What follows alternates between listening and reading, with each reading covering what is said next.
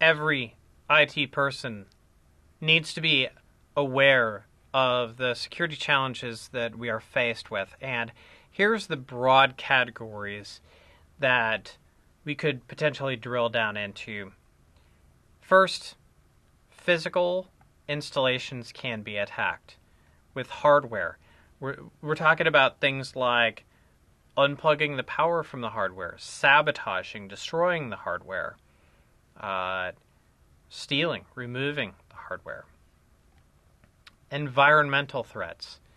And in this environmental aspect, we're thinking about the temperature of the room, the humidity of the room. The environment has to be conducive for the stable operation of our equipment. Electrical threats. Have you ever suffered a brownout or a blackout? Well, there are attacks where we can turn off the power to a data center. That would be an electrical attack.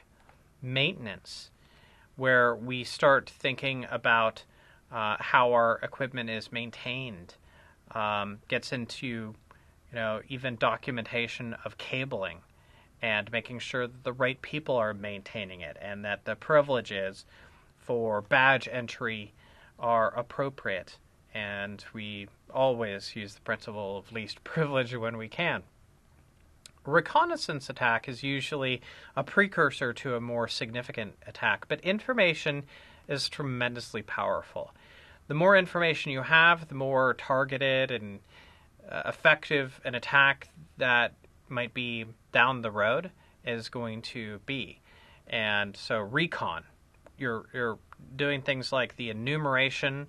Enumeration you'll see or hear a lot in security. When you enumerate something, you learn more about it.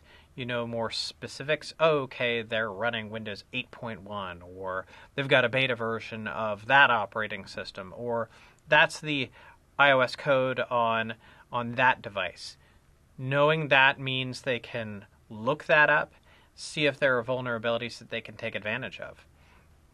An access attack is when you are trying to gain access to just get connectivity, to retrieve data, and a lot of times what they do is, what attackers do is use one form of access as another form of access as another. So let me give you an example of that. You gain access to maybe a non-essential server that is not very protected. And then you install a keylogger on that. And the keylogger allows you to log people's passwords for that system.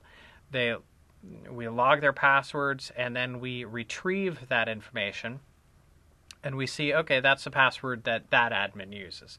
Let's see if they used it somewhere else, and maybe they did. And then we can start to gain more and more access the deeper we can get.